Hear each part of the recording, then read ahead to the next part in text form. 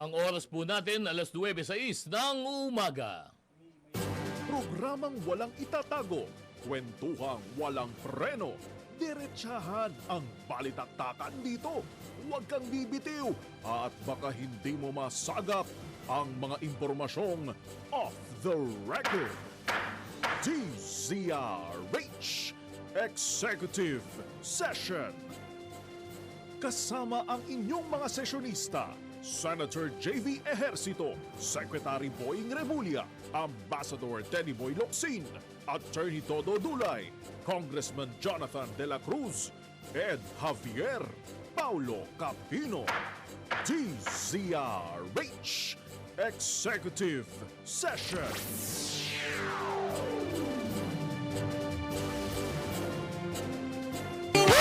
Good morning Pilipinas! Ito po ang inyong programang Executive Session. Live na live po kami ngayong Sabado ng umaga.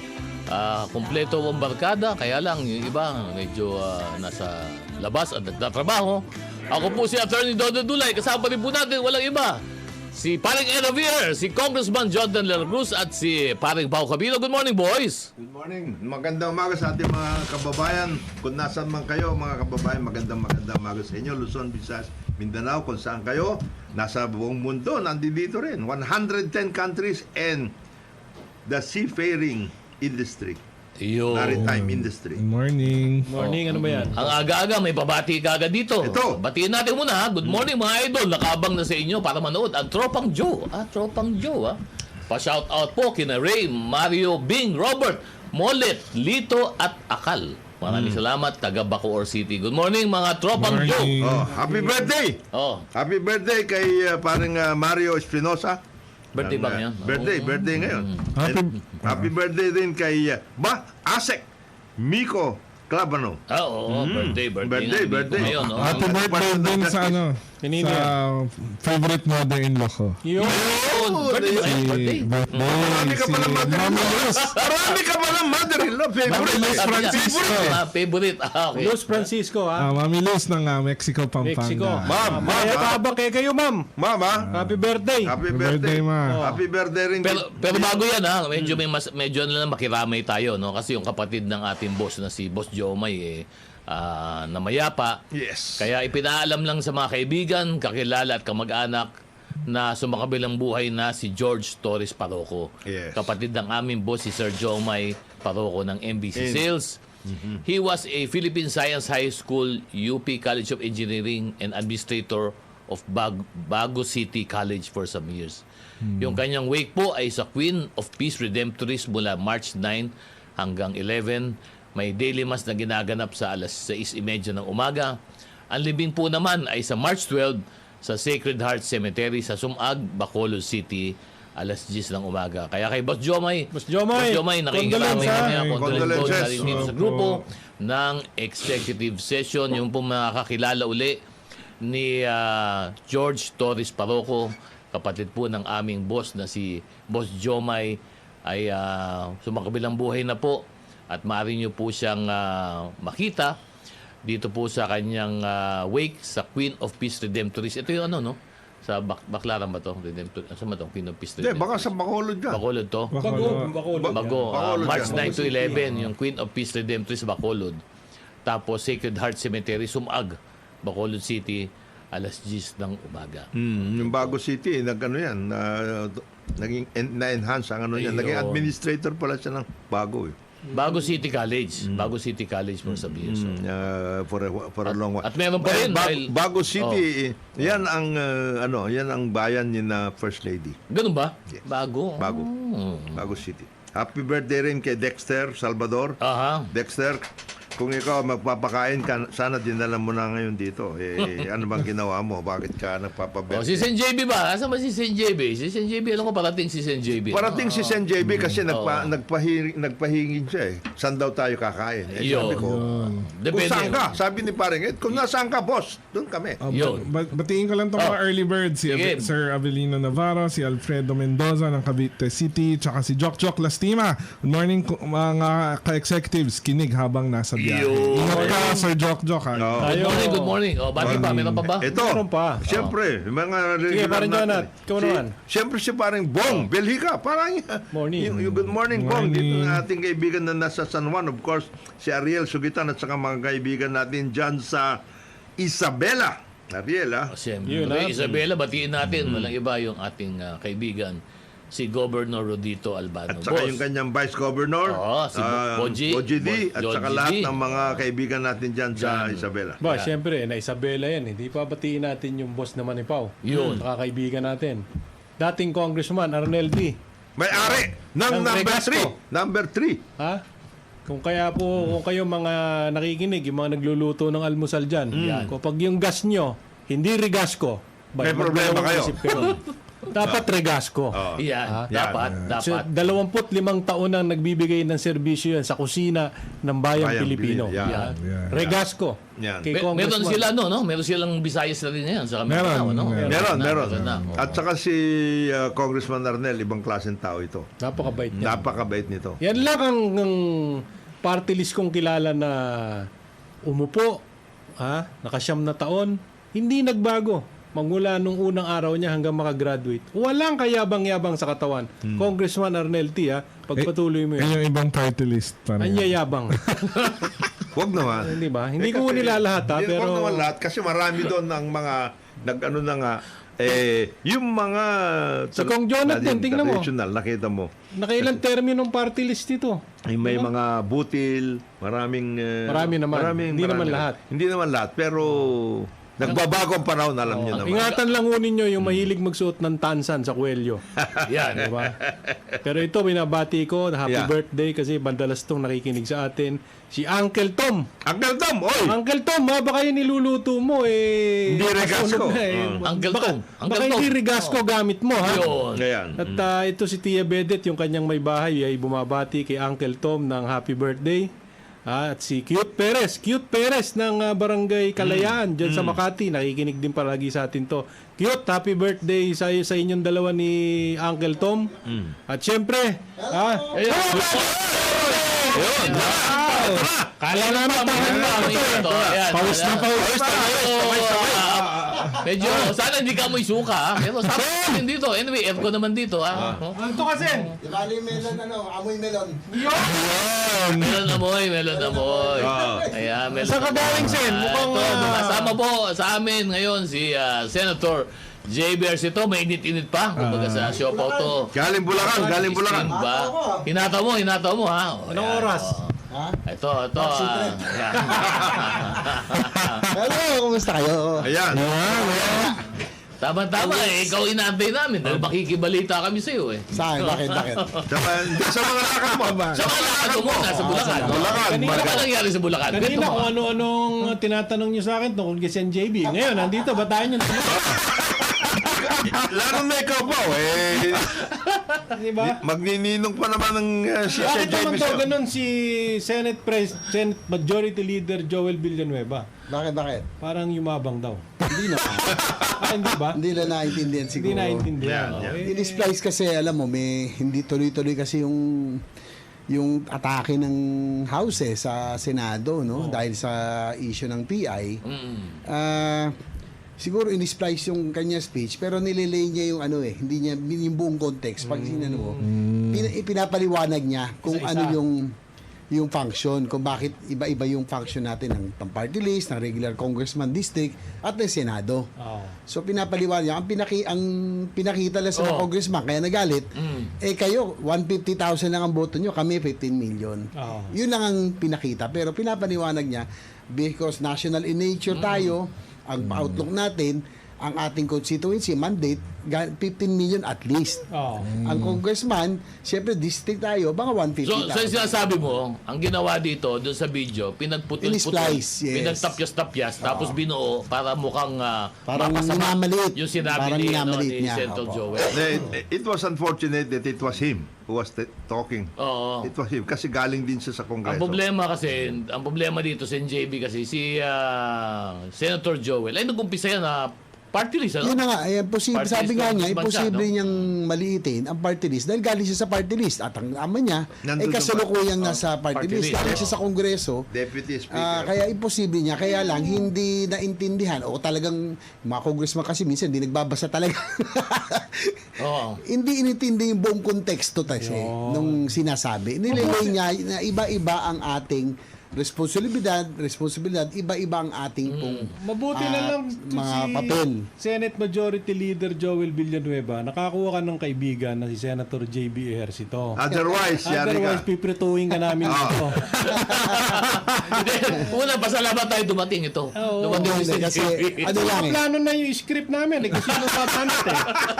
Hindi, pag naka-splice kasi, siyempre iba yun yung Ayun, yun lang ang narinig. Yun lang narinig. Yun Kaya lang nagalit narinig. yung mga congressman sa kanya. Oo. Talagang may effort May na dating, talaga may i-demolish balik. siya, tsaka Oo. Sen Aimee, tsaka si Sen Joel. Kasi Hindi. yung mga... Tayo naman Ang tingin kasi ang tingin doon, it was an unnecessary statement. State, dapat din lang niya sinabi. Dapat hindi na lang Oo, niya hindi sinabi. Ang tingin lang. Eh tayo naman eh, mayroong mga kanya-kanyang... Hindi kasi parang Pananaw. yung yung diskusyon nun, bakit gustong i-abolish ang Senado? Oo. 'Di ba? Yun yung pinag-uusapan nung kanyang interpellation. Sabi niya, parang ang Senado, ang outlook, ang mandato natin, national in nature. 15 million at least, no? So ang interest natin national ang outlook. Ang congressman, mga Parokyal. 50,000, parokyal. Siyempre kung ano para sa distrito mo. Kumbaga yun yung pinapaliwanag niya. Yun ang konteksto. Yun yung konteksto. Alam mo, Kaya Senator... dapat talaga si Senator Joel, lahat ng kanya mga available na mga pondo na hindi pa niya nagagamit. Ibigay na lang niya bigay kay Senator JB. Alam mo, Oo. Senator Joel Villanueva, 30 minutes yung opinion ko sa iyo rito eh. Pero, di ba dahil nagsalita na at nagpaliwanag si Sen JB, ako, I rest my case. Yeah. Dahil kay Sen JB. Oh, Dahil lang sa kaibigan namin. Oo, dahil kung Sige. hindi, Oo. kung hindi Hindi si- ka namin pipituhin ngayong araw na to. hindi ka namin paniniwalaan. Okay na. Masaya sa masaya ngayon sa Senado. Masaya. May mga nangiliti at may nagpakiliti. Yun ang ito ka paliwanag mo kasi JB. Ano ba talaga nangyayari sa Senado ngayon? Pinag-uusapan ba ba? Talaga, yung ano ba yun? Tuloy-tuloy naman, tuloy-tuloy naman. Hindi, Kakahingi- kailangan pag-usapan yun kasi commitment ng bawat house. Nung Tuesday lang nagkaroon ng hearing ulit, no, ng RBH 6. Kaya lang ang di ko maintindihan bakit ang usapan kasi, ang sabi ng Pangulo, the Senate will take the lead with RBH 6. Pag naipasa yan, the House will adopt and then we move forward. Eh ngayon, nagpasa naman sila ng sarili ng version. Specifically without yung nakalagay, without saying na joint, voting separately. Talaga nakalagay, wala yun. Ayun. So, kumbaga, gumawa ng version. Gumawa ng ang sariling House, version. RBA 7. RBH 7. Yun yun. RBH 7 naman. So, ang tanong dito, may RBH 6. Merong RBH 7. Ano ang dito? Ano ang Yung mangibabaw differential lang yung manner of voting. Hindi, ibabay kami. Ibabalik ka pa yun. It's supposed to be a resolution of both houses eh. So Yes. that will have to be reconciled.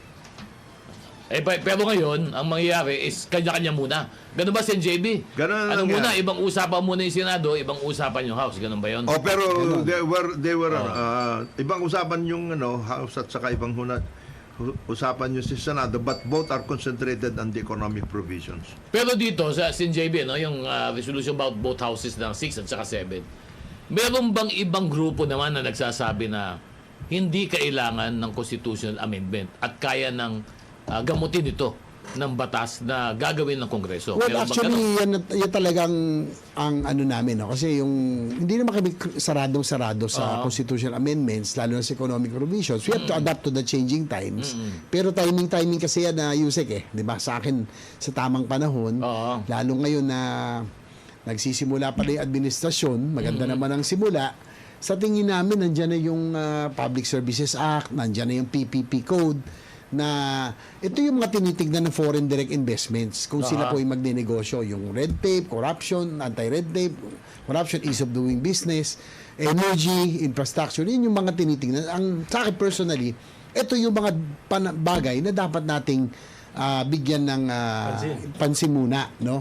Yung chacha kasi is very divisive eh. Alam naman natin talagang divisive yan. Sa tingin ko sa tamang panahon po yan, unahin muna natin itong mga problema, inflation, lahat. you must remember, meron tayong may destabilizers pa. Nandiyan ang China. May ibang destabilizer na local. Wag natin bigyan ng bala. Kumbaga, itong mga kalaban. Yun ang sa akin. Yun ang pananaw mo ni Hindi. Pananaw ko yan. JB. Mabuti na lang na ano ni Presidente yan. Na ito na lang, mag-ayos tayo. He's been trying to work things out properly. Para pag-usapan ng dalawang kapulungan, di ba? Kasi maigi rin yung magkaroon ng Mahirap kasi magkakaroon tayo relasyon, ng diba? constitutional crisis deadlock Oo. Habang nagbabangayan, tuloy nagbabangayan, walang maipapasa. Hindi, pero marami pa naman kasi marami pa mga issue dito na mabigat din, na kailangan din pagtuon ng pansin. Sabi nga ni Reggie ng Manila, nag-text lang dito, maganda sana makinig sa hearing ng lower house tungkol sa rice scam. Kaya lang yung iba daw na nahahatak doon sa issue ng pag-aresto kay Kibuloy. Sabi nito si Hindi, pero Reggie. nag-umpisa na naman sila dun sa house Alin to, yun dun sa... sa rice scam. NFA. Sino ba yan? Sina NFA. Administrator Rod Bioco? Hindi, ako, Si Bioco. more than anything else, gusto ko lang talagang siguro i-congratulate si Secretary Kiko Yes. Chu Laurel. Kasi alam mo, yung mga ginagawa ni Secretary Chu Laurel, ang daming binabangga ni Secretary Chu Laurel. Yun ang maganda kasi- medyo baka dapat dagdagan mo security mo, boss. Medyo marami-rami kang sinasagasaan dito. Doon sa mga... Pero maganda yung mga reform moves niya, ha? Yung listahan na yan came from BBM kasi he went through that process of being the incumbent Secretary of Agriculture concurrently as the President, di ba? So nalista niya lahat yan. Yan ang kaya, hindi niya siyempre basta gagawin Hindi yun. naman micromanage na yan. Hindi So niya kaya, kaya nung ginano si Secretary Laurel, I understand, yan ang kanyang special assignment. Lahat ng mga dapat na gawin na dapat ikaw na ang bahala niya Alam mo, hindi na mag-workout. natapos-tapos yung NFA. Napakadaming loko dyan. Panahon pa ni Mahoma, laging yung NFA involved sa ganito, sa ganyan. Ang problema kasi wala namang nakakasuhan tsaka walang nakukulong. Hindi. Sa lahat. Sa kaso sa gobyerno. Sa gobyerno, Walang nagtatanda. Ang Walang nakukulong yung mga gurami. Hindi, ang Alam mo kung di ako nagkakabali pa, Kong Jonathan, pabigyan natin konteksto. Itong issue na to ng saan ba hinihir to? Sa baba, no? Sa House sa of house. Representatives, Yung isang dito, yung isang nagsalita dito, ay yung Deputy Administrator. Na sinabi ng Deputy Administrator ng NFA, boss, bakit binibenta ninyo nang hindi nyo the public bidding? Actually, doon nag-umpisa yun Merong mga report na gano'n, Ayun na nga, tsaka tatandaan ninyo, yung 6 months na yun ay preventive suspension lamang ng ombudsman. Hindi ba? Ang ibig sabihin lang nito, para hindi kayo maka-impluwensya sa investigasyon, aalisin muna kayo sa pwesto. Kaya ang dami na nating narinig ng mga ganyan na preventive suspension, na Senate inquiry, na congressional inquiry, merong nilabas na mga report. Saan napunta yung mga report? Meron. It has everything. Ibig sabihin, ang gusto ko sabi mo, parang Ed, pag nagkaroon ng report, asan yung kaakibat kung may kasalanan? Asan yung kaakibat na Ang punto doon, investigasyon? ang daming demanda, parang ganon. Halimbawa, yung kay Senator Gordon tungkol sa Parmali, 'di ba? Apakadaming inubos na resources ng gobyerno at panahon diyan, nag-inquiry, nag-away sila ni President Duterte. Sinabi nung Blue Ribbon ba, nahinto yung report, yung committee, etc. Hindi ko alam kung finally nailabas yun. Nagkaso. Kung naikaso, nasaan na yung... Nagkaso sila. Nandun doon sa Sandigan Bayan ngayon yung mga kinasuhan. Diba yun ang punto siguro. Yung pagkakaso kasi madali yun, ipapile mo lamang yun . Ang problema yung pag-usad ng kaso hanggang mapatunayan mo, 'di ba?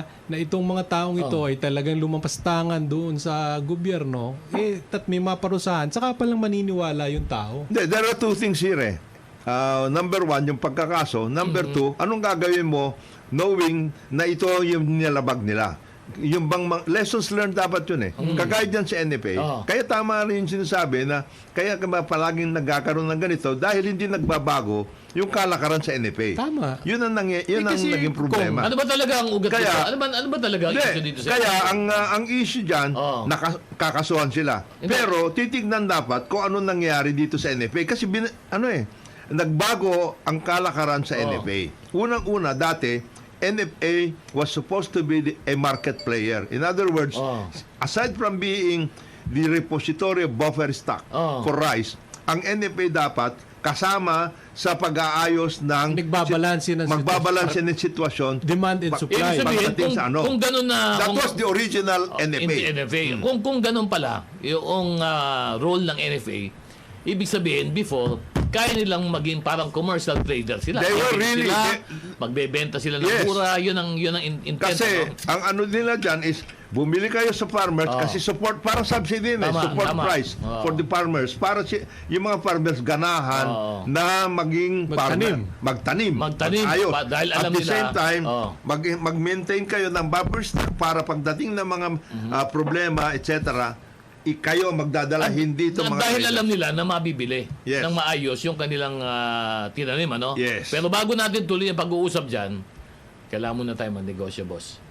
Kaya magnegosyo muna tayo, tapos magbe-break tayo, balik tayo sa issue ng NFA. Isa na namang malaking pabingo ang hatid ng Philippine Amusement and Gaming Corporation o PAGCOR sa mas pinasiyang Bingo Big Time Millionario Link Bingo Games sa March 17 sa Le Pavilion, Metropolitan Park sa Pasay City. Hanggang 2 milyong piso ang premyong nakataya sa Game 10. Uy. Habang 1 milyong piso naman ang premyo bawat isa sa unang 9 na laro ng pabingo. Maaaring maglaro ang mga kalahok sa mismong host site sa Pasay o sa mga sangay ng Casino Filipino sa Angeles, Bacolod, Cebu, Grand Regal, Ilocos Norte, Iloilo, Mactan, Mandaue, Olongapo, Tagaytay, Tagum at Talisay. Ang mas pinasiyang bingo Big Time Milyonaryo ay karugtong ng matagumpay na Paskong Big Time Bingo Milyonaryo noong Disyembre kung saan 7 mapapalad na manlalaro ang naging instant milyonaryo. Ang oras po natin, alas 9:28 ng umaga. Good morning, Pilipinas! Nagbabalik po yung programa Executive Session. Ayos ang technical natin. Ano daw, yung umaga-umaga, didiligan daw, Pao. Yun ang importante. Ako po si Atty. Dodo Dulay. Kasama pa din po natin, wala iba, live na live sa studio, Senator J. Versito, Congressman Jonathan De La Cruz, paring Eda Vier at paring Pao Cabino. Good morning, boys! Good morning. Good morning. Good morning. Basa muna, basa. Good morning si Lawrence, Commissioner Lawrence Jestro ng National Youth Commission. Good morning, Lawrence. Kasama kayo dyan. Good morning, Com. Siyempre si Joey Laceda dyan sa Olongapo. Doc, Joey. Ito, maraming ginagawang mga activities ito na nakakatulong. Si Doc Mark Suntay dito sa Our Lady of Peace Missions dito sa Parañaque. Ito yung Our Lady of Peace Missions. Ito yung pinundar ni Father James Reuter at saka ni Sister Felicidad Maamo. Sila yung mga nag-surgery at lahat para sa mga mahihirap. Yan.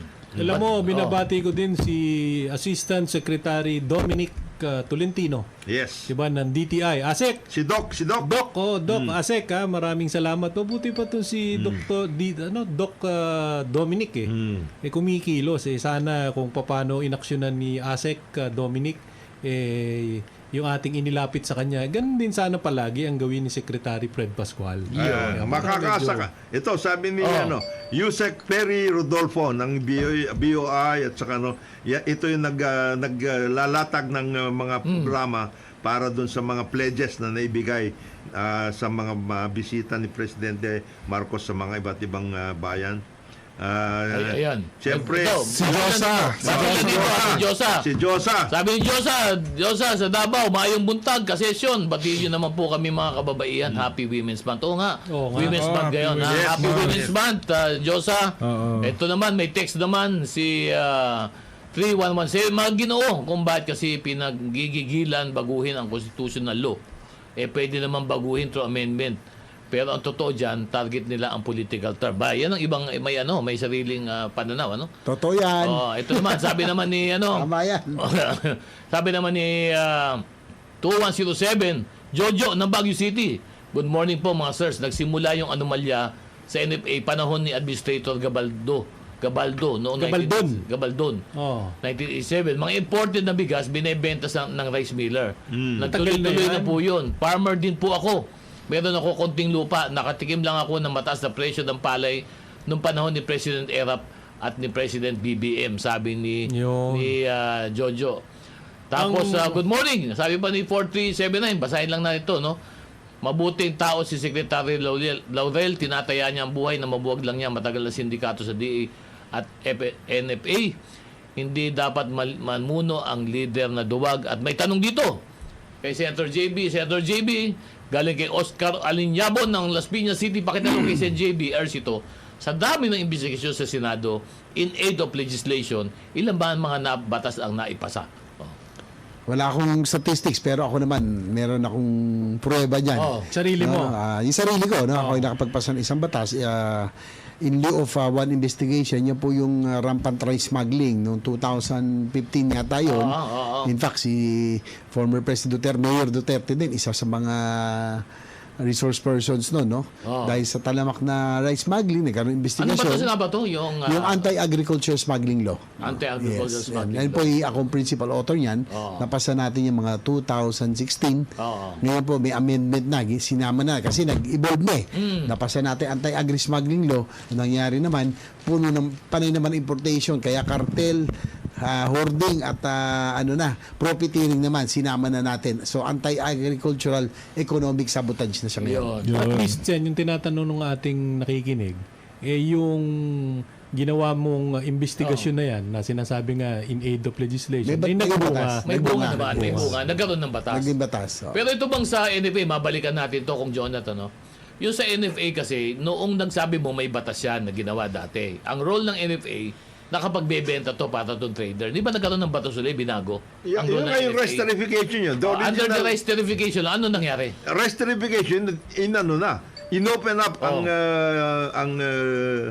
sektor ng Ng rice. rice. Pati lalong-lalo na importation kasi dati NFA was the importer. Ngayon- Basically, ngayon anybody can import. Yan ang nangyayari sa ngayon. So, Ito ba, nag-aar- ano role na lang ng NFA kung lahat pwede na mag-import? Parang role ng NFA is tiga-imbak ng buffer stock. Pero local na para lang sa to, atin. local na lang. Hindi, pwede rin sila mag-import. Okay. At the same time, sila rin yung dapat na tumutulong sa ating mga farmers by coming out with a standard price para sa buying ng mga So, ibig palay. sabihin mo kung Jonathan, under the rice tariffication law, ang nangyari sa batas natin, ang sektor ng ng bigas binuksan na sa mga ngalakal. Binuksan Pwede na. nang pagpasok iba, pero ang NFA na-retain ba nila yung powers nila? Wala. Nawala yung powers ng Nila, NFA. na- Basically, kinapon ng NFA dyan. Oo. Wala nga silang pera pagdating sa mga ganyan na operation. So, very limited na ang naging papel ng NFA. Hindi na sila market player at pati yung Hindi, pero kung sinasabi mo na pwede pa sila mag-angkat ng bigas, that makes them still a market player, di ba? No. Dahil- They cannot be a market player because limited yung binibigay sa kanila na credit.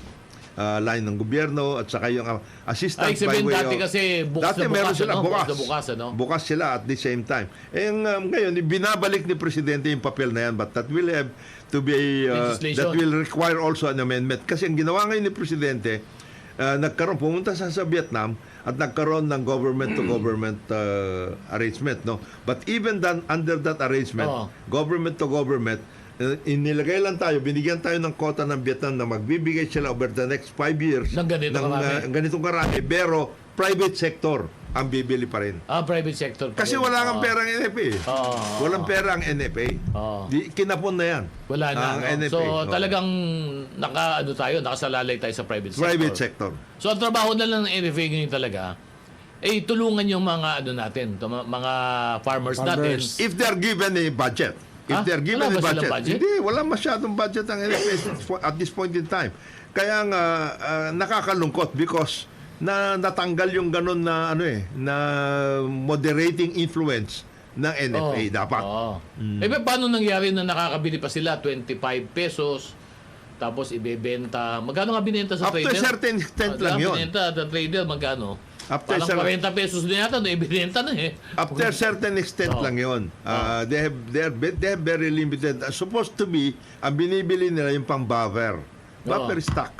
Ano yung ibig sabihin ng buffer stock? Ano ba yung buffer Sobra, stock? extra.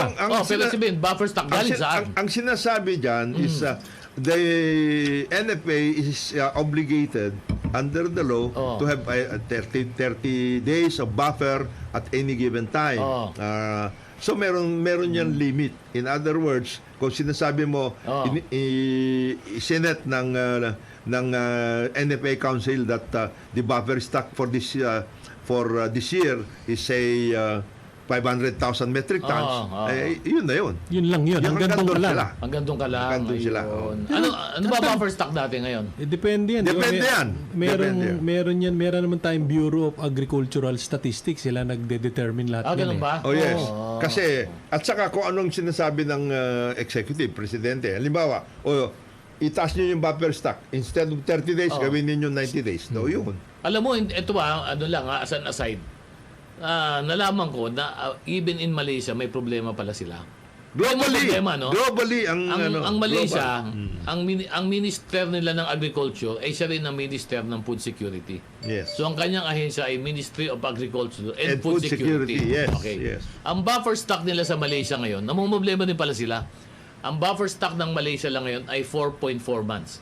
Ibig sabihin, meron silang bigas 4 months. para ipakain sa mga taong bayan nila ng apat na buwan more or less yung kanilang buffer stock. And they leave it to the private sector, Oo, the at others. nakikita nila na itong issue ng bigas na to ay malaking issue to in terms of food security. Yes. Sapagkat ang pananaw ng Malaysia ay magkakaroon ng paghihigpit yung mga exporting countries. Ano? Hindi ka mukha dati maluwag mag-export.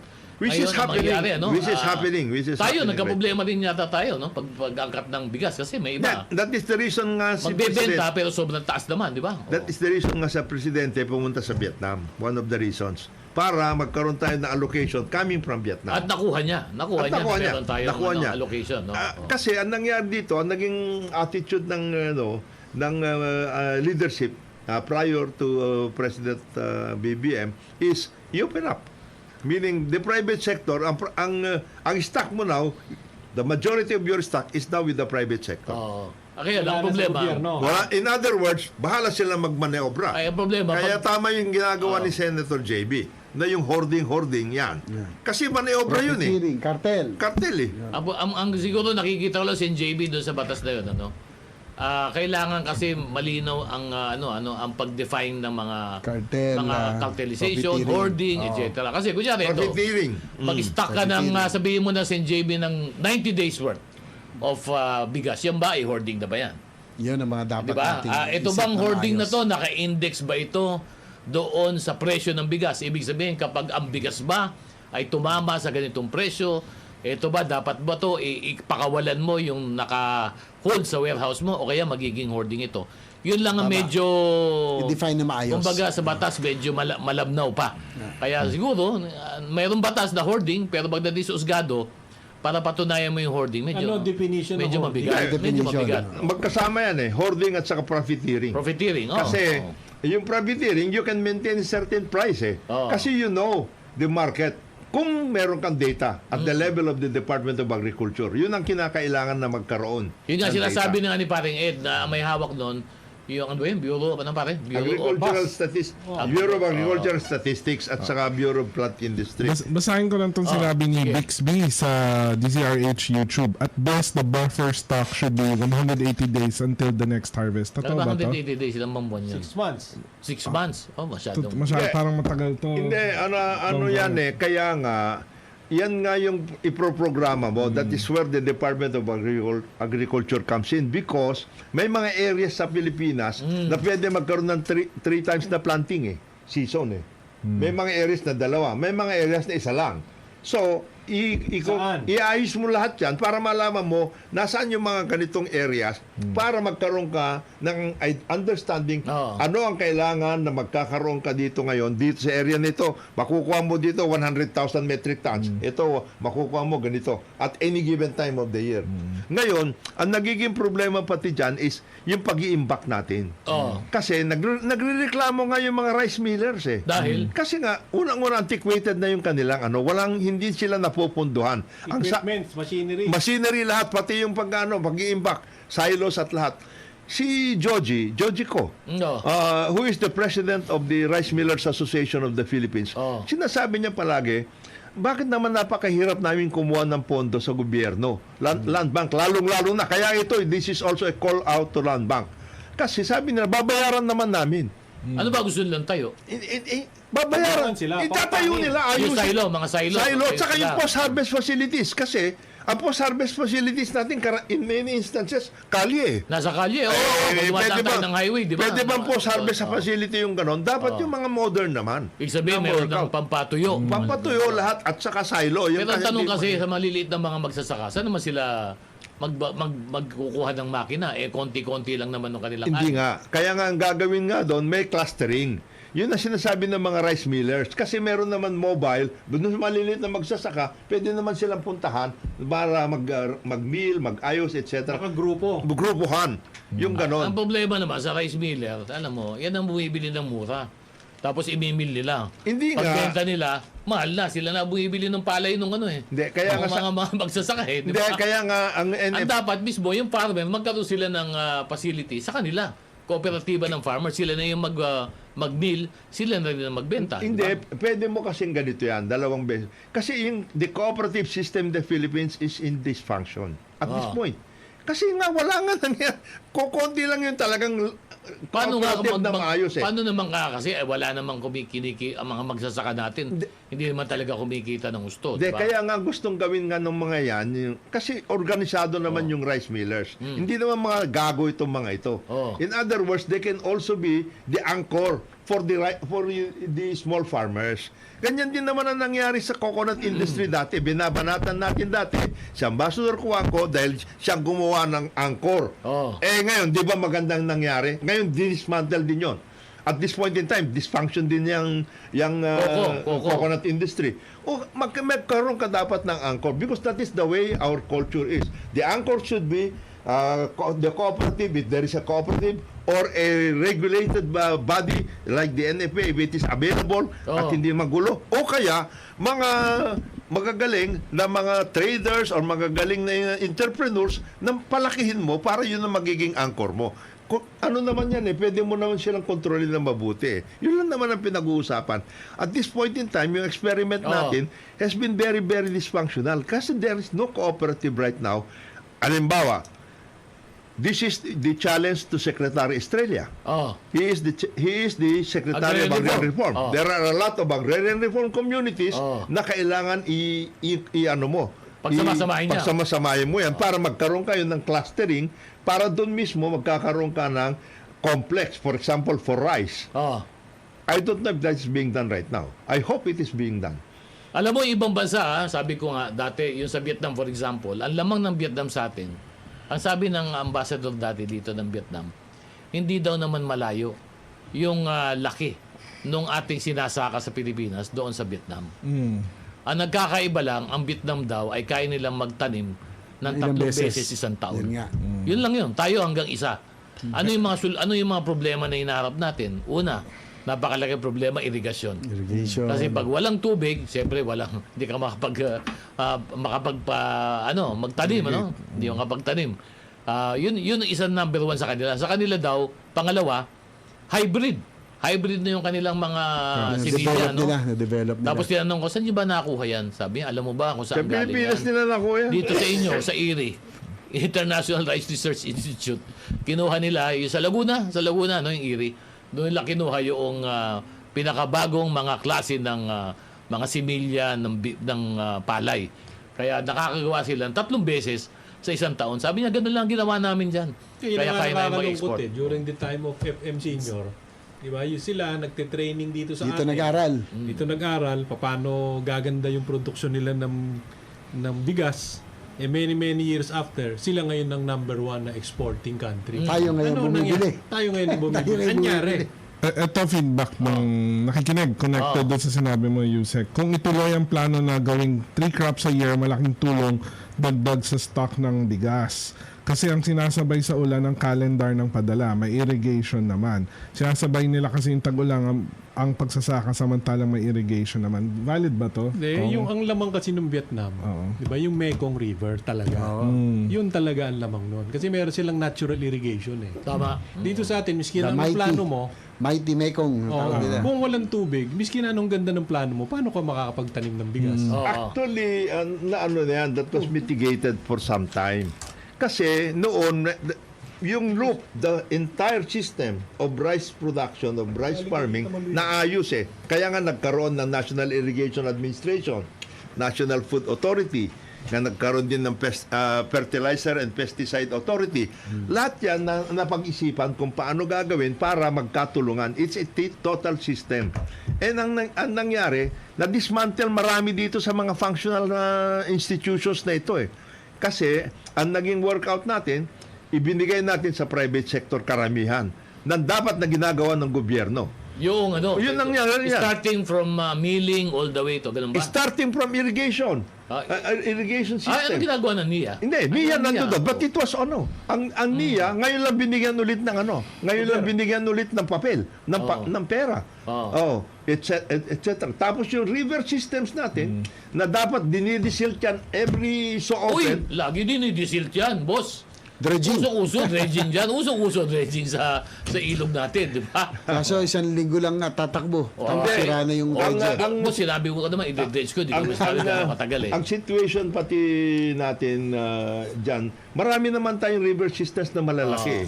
Cagayan River, di ba? Bued River, di ba? Agno River. Dito sa Luzon ito Dito sa bandang Mindoro, marami rin river systems dyan. Mindanao, marami. Visayas, mayroon din.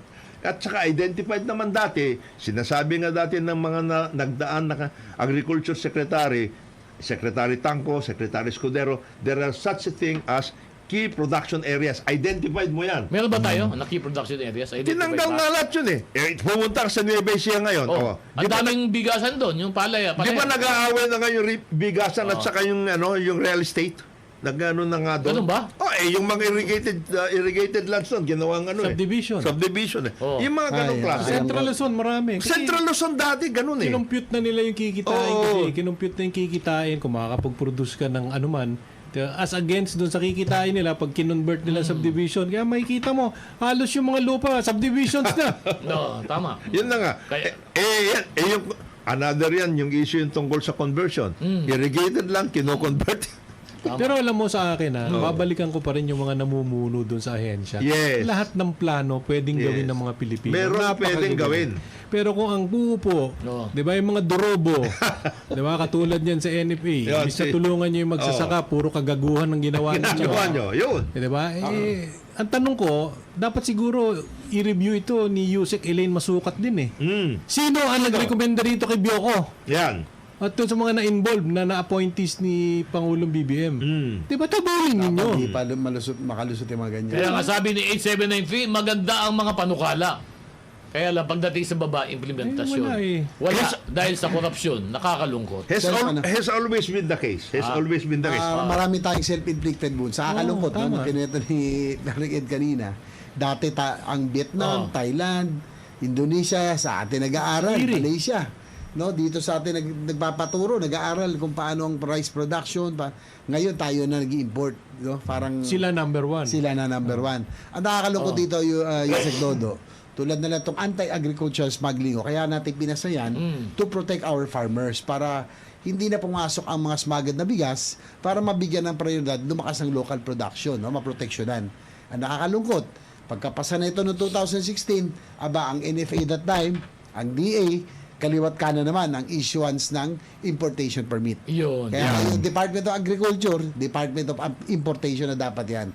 Sa halip na tulungan ang local production, import ng import kasi malaki ang kita nila. Ayun. Yan ang nakakalungkot. Yun ang nakakalungkot. And that's the truth. Di ba?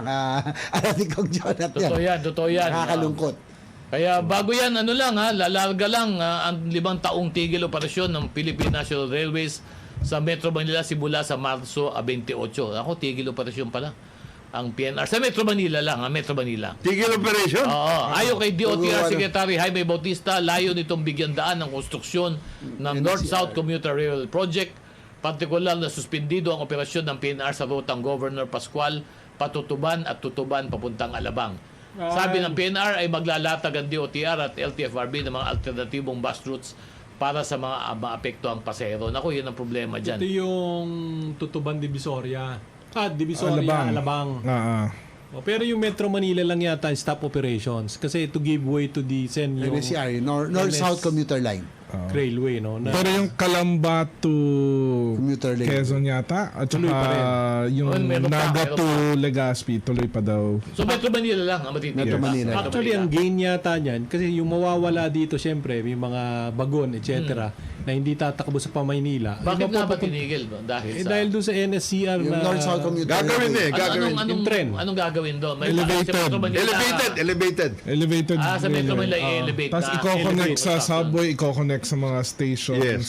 Dito sa Metro Then Manila. yung pet project ni Sen JB, naalala ko Sen JB, Tagal ikaw na ang natin tinutulak yan. Ako nagdepensa niya sa Senado. Tsaka ikaw ang nagdagdag ng budget dyan di ba? Kinaltasan nila. Oo, kalahati. Ito North-South na to, si JB saan takbo nito? Pag tayo mo From, North-South. Clark to Kalamba. Clark to Calamba. from Laguna, Metro Manila, Bulacan hanggang... Layo din pala, no? So ito bang 148 Clark na kilometers. to, kasama na ba ang sa airport dito? Dadaan Yes, ba? yes. Kasama yun. Para kasama. mabuhay na rin ang napakaganda ng Clark Para International pwede na Airport. mag-train na lang. Sayang. Pwede na. Pag nagawa yung North-South. Sabi ko nga sa'yo, galing San Fernando, kukuha kayo airport. Pahit na pahit sa'yo, 4 na oras eh. Oh. Eh, Pag ano, pagbabiyahe ka pa. Pagbabiyahe ka ba pa sa lang? Clark. Wala ka pa sa Clark noon. O San Fernando lang to Terminal 2, for example. Baka 4 na oras kainin mo. Kaya dito, sabi nila, tama ba yun, Sen? 1 hour and a half, less than 2 Kaya. hours. Kayang-kaya. Kaya. Meron pa rapid express train. Ang Kasi tatakboy ng mga 150 kilometers. 160 raw. 160 yung train, ha? ang pagtuunan talaga lang ng pansin dyan ni Secretary Bautista, and it is an interagency issue, kasama Department of Finance, Public Works, etc., etc., yung mga requirements ng totality nito. Kasi, halimbawa niyan, right of way. Dapat permanent talaga yan eh. Tama. And it will involve Everybody. everybody. Isa yan. Tapos yung finance. Yung sinakwester na pondo para dito sa mga project na ito, wag nyo nang o kay DBM, wag nyo nang paggamit sa iba. Kasi nakaprograma yan eh. Binabayaran natin yung mga yan. Tapos yung counterpart na pondo ng gobyerno natin, doon sa mga ODA for example, hindi nakaka-comply. Binabayaran natin yung niloan natin, walang ginagawa. Yan. Yun ang mga Sa malungkot na yan, Kung Jonat. Yung for the past 2 years, no, yung pagdating sa yung budget from the House to the Senate, yung railway projects budget slash into half. Ganun. Tama yung binanggit ni Kong Jonat. Nagbabayad na tayo ng loan. Made-defer to yung mga right of way, yung mga paggawaan dito. Dahil, yung mga, dahil lang sa kakulangan ng budget. Oo, natin na. Kaya binalik naman natin sa Senado, ni-restore pa natin. Naalala ko Yung, Sen JB, ikaw AFP. ang nagkuhan yan 50 Yes. billion, di ba? Ito 70 plus billion yung counterpart natin sa ng Pilipinas, siyempre may loan. Hinati ng 35 billion. Di wala. So, pero may loan na tayo nun, ha? May Binabayaran loan na. na. Nagbabayad na tayo nun. Hindi, pero yung in-slash nga nila, Ay. binalik mo eh. Binalik natin. Oo. Binalik. Ay. Ngayon, ang, Talagang high. kaya ang ano dyan is DBM and Finance and then the DBCC, yung the Development Budget Coordinating Committee. Dapat may agreement dyan para ma-work out. At saka, Dapat hindi maano. Kung yung Kagaya niya na, pwede naman actually, kaya I think Secretary Recto knows this eh. Kaya ang ginagawa niya, tinitignan niya yung tenor ng lahat ng mga utang Mga natin. utang natin. Kasi actually malaki ang share ng debt finance sa ating budget. Debt servicing. Debt servicing. Oo. Ang ginagawa yata ng Senator Recto ngayon na hindi nagawa previously, tinitingnan nila kung paano i-extend, maaayos yung ano. They're renegotiating our loans. And then they're trying to come out with new tenor for the new loans that we're coming out with. Para naman yung ating debt servicing mas maayos. Kasi ang laki ng babaguhin niya template more. ang laki ng ating debt servicing, ha? binabanggit mo ang na laki. rin si Secretary Recto eh. Baka naman gusto mong patignan na rin yung Phil guarantee. Kasama na 'yon. Di ba chairman siya ron? Nakita ko sa kagabi. Secretary Recto. Secretary Recto, sabi niya, Oo nga, no, nababanggit din niya sa executive session. Oh, yung field guarantee. Sabi ko, hold over yan, boss. Hindi, tsaka kung ipagmalaki niyan yung dating administrasyon, 5-5. Oo. Diba? Eh ngayon, bago na administrasyon. Hindi, tsaka Okay, dali lang. At saka babaguhin nila yung sistema ng field guarantee kasi marami sa atin ngayon nangangailangan ng guarantees. Yan. So, yung totoong mga korporasyon. Pero ito, hindi na kailangan tayo ng guarantee kasi may all-in programa at serbisyo sa San Antonio ang PCSO. Yan. 4 na pangunahing programa at serbisyo ng Philippine Charity Sweepstakes Office ang naipaabot ng ahensya sa mga residente ng San Antonio, Quezon. Sa pangunguna ni PCSO General Manager Mel Robles, kasama na ihandog ang isang patient transfer vehicle at 300 hygiene kits sa bayan ng San Antonio na formal na tinanggap ni Mayor Añano Ariel Waga Jr. Nagsagawa rin ng medical and dental mission ng PCSO sa pangunguna ng Medical Services Department ng ahensya. Mahigit 300 pasyente, kabilang ang mga buntis, bata, senior citizens at persons with disability ang nakatanggap ng mga libreng serbisyo kagaya ng medical consultation, dental check-up, tooth extraction at ECG. Labis din ang tuwa at pasasalamat ng 500 senior citizens sa nakatanggap na food packs at free lotto tickets na may kabuuang alaga na 10,000 piso. PCSO, hindi umuurong sa pagtulong. Ang oras po natin. Teka, bago ka magano. Oo. Ang PCSO kailangan pa rin ng guarantee. Alam mo kung bakit? Bakit? Chairman, ay GM, at saka Bong, paring Bong Ariola. Ferdinand Bong. Yung guarantee ninyo para doon sa mga ambulansya, yung guarantee ninyo yan. Yun. Wala eh. Isama na. Sama nyo yung guarantee Sama ninyo. na. Ang oras po natin. Nabigay na. Alas 10:03 ng umaga. Number 1. Good morning, Pilipinas. Nagbabalik po yung programang executive session. Ako po si Attorney Dodo Dulay. Kasama pa rin po natin wala iba. Live na live sa studio.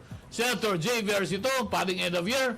Congressman Jonathan De La Cruz at paring Pao Cabino. Good morning, boys. Good morning. Good morning. Kaibigan natin sa PCSO, Yun, Ferdinand, Ferdinand Bong Ariola. Bong, boss. Ferdinand Bong Ariola. Good morning, boss. Ano Ayos daw? ba yung Ayos na. ambulansya mo? Isang taon na namamalat ako. Kakabanggit ng ambulansya. Darating na daw, pare. Parating na.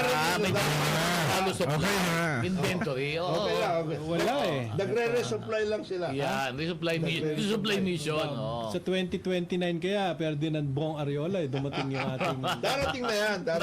Tayo naman eh, nakikiusap. Alam mo, Bong, pasukun ako sa'yo. Maghanap ka na dyan. Magpadala ka na dito. Kunin mo muna yung ibang mga Kunin mo na yung iba. I-align ko na yung iba. Hindi mo na dito. Nakita mo, Ferdinand Bong. Mag-uumpisa na ako. Hindi, magiging Ramadan ang buhay mo. Kahit na namamalat ako. Ramadan na pala, no? Magra-Ramadan na, no? Magraramadan na. Kailan mo umpisa Ramadan? Lunes. Lunes, Ramadan, no? Ito po yung siyempre yung ating Hindi mga siya kapatid holy, na ano ito yung panahon ng ng pagdadasal. Pagtitika, Ito naman, ayuno.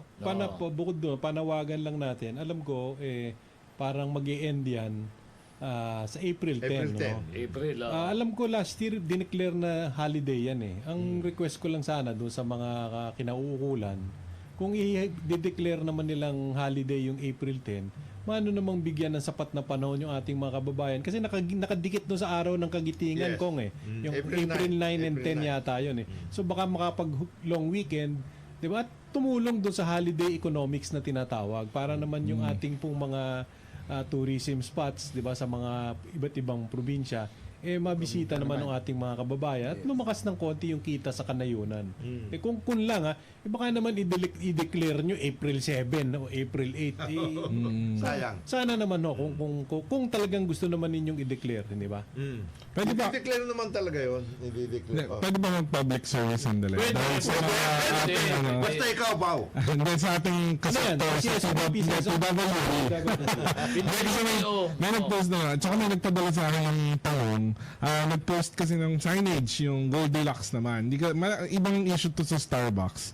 Na sinasabi ng Goldilocks, according to sa Expanded Senior Citizens Act, tsaka yung Magna Carta for Persons with Disabilities, meron kasi yung Goldilocks na restaurant, pero meron din yung mga retail outlets, tsaka yung meron sila yung mga sinasabcon, yung mga kiosk na parang franchising. So sinasabi kasi na yung doon sa mga kiosk tsaka retail outlets, yung ibang tao kasi nag-expect na 20%. Yun yung tanong sa akin ng mga kasektor ko na tama po ba na 5% lang talaga yung mabibigay na discount dito sa mga kiosk tsaka retail outlets. So nag-research ako. Tama po. Because according to the DTI, yung encourages senior citizens and persons with disabilities to utilize their 5% special discount for basic necessities and prime commodities. So, ang lumalabas, guidelines on the provision of statutory benefits and privileges for seniors and PWDs doon sa mga products. So, lumalabas itong mga bread na binibenta sa mga retail outlets ay kasama po doon sa retail na discount, hindi siya doon sa dining discount. So 5% Okay lang ba yung talaga. dining at saka retail? Oo, para sa aking mga kasektor, huwag kayong magalit sa Goldilocks kasi ganun talaga ang nakalagay sa batas. Parang pumunta kang grocery, bumili ka ng isang item na tinapay, yung mga rolls, counted siya as 5% lang. Yun, ganun ba? So, pag bumibili ka ng mga cake, 5% lang Hindi, yun. except cake and pastries. Oh. Very specific. Pag yung cake and pastry, hindi, yung cake, ang sinasabi dito, yung mga bread counted siya as 5% dahil basic necessity. Pero cakes and pastries, Oh, 5% o wala? nasa 20% siya. Pero Ay, ba- nakalagay dito yung egg and milk bread, sandwich bread, wheaten bread, Hindi, mga cake, monay, cake. Coke tuloy. Cake, Oh. nasa Kung sasama yung Coke, 20%. may Nasa 20%? Oo. Iba sa iba, binibigay, sabi 5% discount lang. Yun, kaya lininaw na ng Goldilocks na ito yung mga Hindi, listahan na Goldilocks pang yun. 5%. Paano yung ibang establishments? So, yun yung discussion natin. Hindi, DTI, dapat DTI maglabas kasi dyan. Sabihin ng DTI. Meron naman. Sino ba talaga ang ano? Sino ba? Kasi ako nililito eh. Pumunta ako minsan, hindi ko nasabi ko anong pangalan. Bibili ako ng mga parang cream puff. Ang sabi sa akin, hindi ho pwede. 5% lang ho yan. Hindi ho 20%. Ito. Ay, paano ba talaga? Ito yung table. Basic necessities, ang specific. All kinds of bread, pastries and cakes not included. So ano lang yan? Walang discount dyan. Oo, parang ganon. Eh, dito ako nagtataka. Wait. Pag senior ka ba, bawal ka nang kumain ng ganun. At hindi ka bibigyan ng discount. O hindi ba, ikaw, siyempre ka mga senior, gusto talagang mga cake niyan, di ba? Pan-dessert, di ba? Mahilig Oo. sa matamis. Oo. O tapos sasabihin, hindi pwede. No, Ba't ganun? in the meantime kasi yan ang kanilang ruling. So, Oo. pwede naman magbigay ng petition. Ayun. Sabihin na ito naman huwag Sana naman lang ganito. Linawin. Ng DTI. So, Linawin ng 5%. Basically, parang 5%. Problema nga doon sa DTI medyo nangihina. Hindi, na tsaka yata. ito pa, isang issue pa paring Eda. Ang dami na, may text na naman dito. Sabi niya, fully paid na siya. Ito, condo naman. Issue naman ito, condo naman, mga buyer. Fully paid na siya doon sa kanyang condo. Pero hanggang ngayon, hindi pa rin nadideliver yung Turnover. kanyang titulo. At yung iba pa, hindi pa naumpisahan yung kanilang condo. Hindi pa tapos. Pero nagbabayad Bayad na, fully paid na. Fully paid na. Pre-selling na. Tapos tinatanong nila, kailan daw ba dideliver? Hindi naman sila masagot. So, dalawa yan. Sinasabi, maghintay na lang daw sila. Ba? Dalawang agencies yan. Oo. DTI at saka DSUD. Yun. Alam mo kasi yung ginagamit nila ng mga developer. Yung DTI. Hindi, developers ng mga unit, meron kasi nilalagay na provision sila dyan eh. Yung provision na to, yung legal na provision sa kontrata, nilalagay nila dyan, na yung kanilang kondo ay yung binibigay nilang petsa sa kontrata nila ay indicative lamang. Hindi ito pangako. Subject to. Pwede nilang ito i-extend. At kung hindi matuloy ang project, ay pwede nilang isoli yung inyong pera nang walang interest. Yun ang pinakamasakit doon. Ano ba yan? Yung walang interest. Provided for by law ba yan? Hindi, ang problema nga dito, walang batas. Walang batas eh. Ang binubundod lang dito, sinusunod ng batas dito, contract law lang eh. Kung ano ang nasa kontrata, yun ang batas sa magkabilang Ay, panig. dyan magiging dapat Yan ang problema. Dyan dapat maging proactive ang DSUD. Dapat. Because they can issue a department Pwede ba order. yun? Yes. Of course. Nasabihin nila, mag-license to sell kayo, pero one of Oh. the conditions Yan. of the license to sell is Ito. you should give a definite timetable Yan.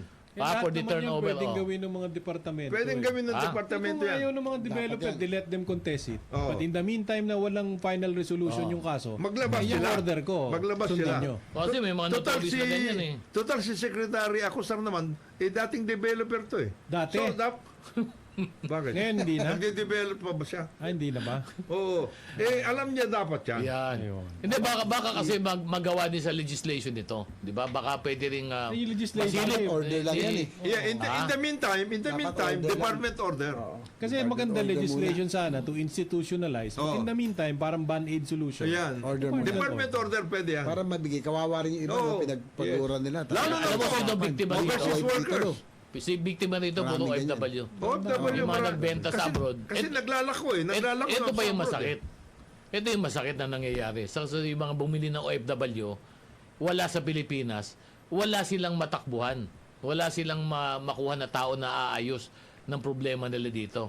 Dinadaan nila doon sa developer, ang sagot naman ng developer, maghintay lang kayo. Yun ang problema. Yun na nga yung palagi natin binabanggit, di ba? Ito, in Yung this consumer particular affairs. case, yung sa DHUD, DHUD ba? Disud. Yung isa naman, madalas yung sa DTI, Yung di ba? Consumer Affairs Group.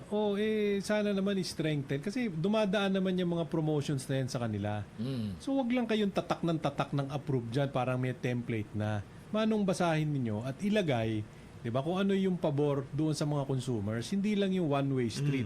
Siyempre yung mga promoters, lahat ng provisions profit dyan, dyan, advantageous sa kanila. They will do it. They will Kayong do it. gobyerno, dapat gawin yung fair. Hindi naman namin sinasabi na kawawain Ayun yung kayo, sila eh. hindi. Diba? Maging fair lang kayo na tignan na yung mga consumers ay napoproteksyonan. Secretary Pascual. Pinaghirapan nila. Oo. At lalo Nasaan ba yung- si Secretary Pascual? Nasa biyahe na naman. Kadadating. Dumating na. Dumating na. From Di ba, di ba siya kasama Australia? Dumating na. Dumating na. Hindi na bumalik. Hindi, alam mo, Para rin yan, paring Dodo. Para rin yan yung sa passengers right eh. Rights. Parang yan. Exactly the Di same. ba, Sen JB, ito, si Sen, palagi na, baka naman kung hindi umaksyon yung si Secretary Pascual, baka naman ikaw pwede. Halimbawa, ngayon, magsa-summer, maraming bumili ng ticket noong November pa, September pa, doon sa Ayan, mga another sale, passage. etc. Transportation at saka DTI So, yan. Pati odor. nung kumuha ka na ng ticket, kumuha ka na ngayon ng mga Booking. halimbawa, pumunta ka sa Boracay, 'di ba? Nag-check-in ka. Kung pupunta kayo sa Boracay, doon kayo pumunta sa Ohana, napakagandang hotel niyan. 'Di ba? At Nakuha saka- ka. pambayad kayo, kung may pambayad kayo. Yan. Pero ito ngayon, Sen JB, 2 days bago ka bumiyahe, meron kang matatanggap na email. Due to operational reasons, your flight is canceled. Yun ang mahirap. Ayan ang Yun ang mahirap. masakit. Yun ang masakit. Ngayon kukuha ka ngayon ng ticket na bago. Rebooking. Diba? Kung ang ticket noon ay binili mo ng 1,000, eto bibili ka ulit, times 5 times 6 na ang presyo. Ang Siyempre. tanong ko lang, hindi ba tama na kung wala ka namang kasalanan, binayaran mo naman sila nung in Dapat good faith. wala nang Kung 1,000 mo binili noon, Dapat ganun din. dapat ganun din. Yes. Hindi ba tama yun, Sen? Hindi ba yan. tayo ng sobra? Wala naman, di ba? So ang tanong ko lang, Secretary Pascual, sana naman, di ba, you make sure na hindi kawawain noong mga kung sino man na nagpo-promote, yung consumers. Yun lang. Yun. At yan, bago yan, Consumer protection. Yes, may magbasa lang consumer tayo affairs kasi group. kailangan natin mag-negosyo, magbe-break na tayo. Merong Love for All Caravan sa Cagayan. Yeah. Matagumpay na naisagawa ang Love for All Caravan sa pangunguna ni First Lady Lisa Araneta Marcos at pakikipagtulungan ng iba't ibang ahensya ng gobyerno sa probinsya ng Cagayan. Personal na dumalo si Philippine Charity Sweepstakes Office General Manager Mel Robles sa naturang caravan at naghatid ng 1,500 food buckets at iba't ibang klase ng gamot at vitamins na may kabuang halaga ng 200,000 piso na mahagi din ng libreng lotto tickets ang PCSO Cagayan Branch Office.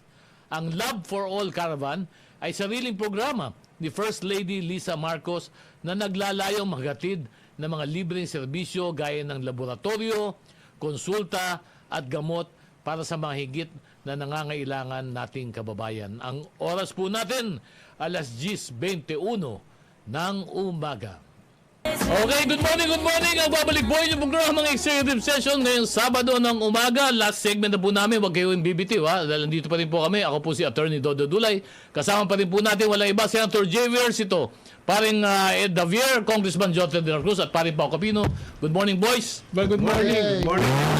Sa lahat, binabati ko yung Department of Justice sa pangunguna ng ating kaibigan Secretary Boying, to si Undersecretary Dodo, doon sa ginawa nilang pag-reverse doon sa resolution noong Davao Prosecution. Oh. Prosecutor. Prosecutor's Office, di ba? Doon sa kaso nitong SMNI ba o itong KOJC o kung sino man, no? Dahil natalo na dinismiss yung complaint sa Davao Pero nagpa-file yata ng petition for review sa Department of Justice at ginrant ni Secretary Boying. Ito yung kay Pastor. Okay, Pastor Kibuloy. No, para makita talaga kung may sala o wala, di ba? Patas lang naman yun Pero kasi marami nagsasabi, hindi nga naman sila makakakuha ng fair treatment teritoryo nila yung Davao Kaya maganda na rin na inakyat nila sa Department of Justice. Congratulations, Secretary Boying Kaya medyo magtatampo sa'yo si Pastor Kibuloy niyan. Wala tayong magagawa Talagang kailangan i-administer yung justisya Hindi ba? Yan naman ang papel ng department Saka yung nag-announce ni si Secretary Boying nung Martes yata, no? O nung Lunes na yung charges will be filed, no? Yes. Cases will be filed against Pastor, no? Ito na nga yung unang hakbang siguro. Kaya nga yun yung rason. Sabi ko nga for procedural practicality. Sabi ko kasi ang intention naman ng investigation Senado mag-imbestiga tapos mag-recommend ng filing of cases. Ngayon nang sinabi na ni Secretary Remulla na ang DOJ will already be filing cases, ito na nga siguro unang hakbang. Kaya nga ako pumirma na hindi na kailangan sana yung investigation. Kaya lang siyempre, kailangan din natin malaman at katotohanan at mabigyan din ng pagkakataon si Pastor Kibuloy na maiano yung kanyang panig. Yung kanyang Alam mo, ano naman pag dumaan naman ng preliminary investigation dyan, pakikinggan naman yung dalawang panig. Kaya nga may tinatawag na preliminary investigation. At saka ang kagalingan pati nito, para madagdagan na rin yan, sa US, yung umuusad din yung FBI. As a matter of fact, ang sinabi lately ng US government is they are going to unseal yung indictment ni Pastor. Ano ibig sabihin pag in-unseal kong?